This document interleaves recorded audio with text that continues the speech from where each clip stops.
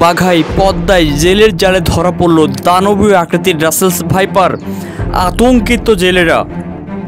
গত শুক্রবার বাঘা উপজেলার চক্কাজাপুর ইউনিয়নের পদ্মা নদীতে জগলু শিকদারের জালে উদ্ধার হয় 4 ফুট দৈর্ঘ্যের বিষাক্ত রাসেলস ভাইপার।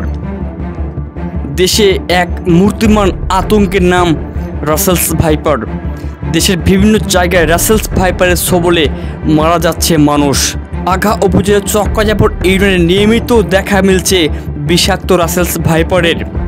চক্কাজাপুর ইউনিয়নের জগলু শিকদার বলেন, গত শুক্রবার সকালে জাল উঠানোর সময় ফিস ফিস শব্দ পাই। পরে জাল পানির তলদেশ থেকে পানির উপরে উঠানো মাত্রই দানবীয় আকৃতির রাসেলস ভাইপার দেখতে পাই। সাপ দেখার সাথে সাথে জাল ফেলে দিয়ে আমি নিরাপদ স্থানে সরে এসে আরও কয়েকজন জেলের সাহায্যে জাল পুনরায় উঠালে দৃশ্যমান হয় বিশাল আকৃতির রাসেলস ভাইপার। জগলু শিকদার আরও বলেন, সাপটি দেখতেই বেশ ভয়ঙ্কর। এই সাপ যে সরাসরি দেখবে সে ভয় পাবে। এই ইউনিয়নে সময় বাড়ার সাথে সাথে বিষাক্ত রাসেলস ভাইপার সাপের প্রাদুর্ভাব বৃদ্ধি পাচ্ছে। এতে আতঙ্ক বিরাজ করছে জেলেদের মনে।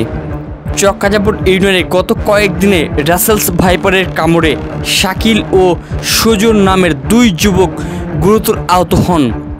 পরে রাজশাহী মেডিকেলে চিকিৎসা নিয়ে তারা সুস্থ হন।